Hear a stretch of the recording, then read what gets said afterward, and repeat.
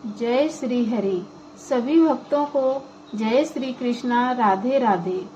बृहस्पति देव की इस व्रत कथा को जो भी स्त्री व पुरुष ध्यान पूर्वक सुनता है, उसकी हर मनोकामना भगवान बृहस्पति देव पूर्ण करते हैं और उसके जीवन में हमेशा सुख शांति बनी रहती है। चलिए सुनते हैं भगवान बृहस्पति देव की व्रत कथा। प्राचीन समय की बात है। एक नगर में एक राजा अपनी रानी के साथ सुख पूर्वक रहता था। राजा बहुत धार्मिक, दयालु और न्यायप्रिय था। वह ब्राह्मणों, साधु संतों और जरूरतमंदों की सेवा करता था, लेकिन उसकी रानी को दान पुण्य और पूजा पाठ में कोई विशेष रुचि नहीं थी। वह धन को केवल अपने सुख सुविधाओं में खर्च करती थी। एक दिन भगवान बृहस्पति देव ने साधु का रूप धारण किया और राजा के महल में पहुँचे। उस समय राजा किसी कार्य से बाहर गया हुआ था। साधु ने रानी से कहा, देवी गुरुवार के दिन भगवान विष्णु और बृहस्पति देव की पूजा करें, पीले वस्त्र धारण करें और पीली वस्तुओं का दान करें।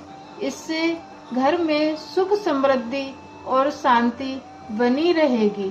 रानी ने साधु की बात ध्यान से नहीं सुनी और कहा, मेरे पास इन सब कामों के लिए समय नहीं है।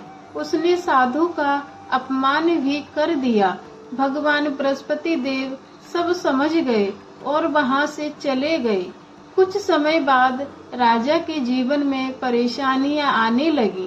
राज्य में व्यापार कम होने लगा और राजकोष का धन धीरे धीरे समाप्त होने लगा। महल में भी आर्थिक संकट छाने लगा। राजा बहुत चिंतित हुआ और उसने एक संत से अपनी परेशानी बताई। संत ने कहा, राजन, आपको गुरुवार का व्रत करना चाहिए और भगवान बृहस्पति देव की विधि पूर्वक पूजा करनी चाहिए। गुरुवार के दिन पीले वस्त्र धारण करें, भगवान विष्णु का ध्यान करें और केले के वृक्ष की पूजा करें। दाल, गुड़, केले और पीले फूल अर्पित करें। जरूरतमंदों को भोजन कराएं और अपनी सामर्थ्य के अनुसार पीली वस्तुओं का दान करें। राजा ने संत की बात मानकर गुरुवार का व्रत आरंभ कर दिया।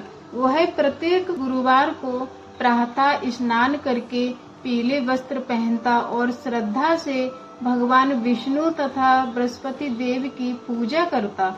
वह गरीबों को भोजन कराता और प्रसाद बांटता।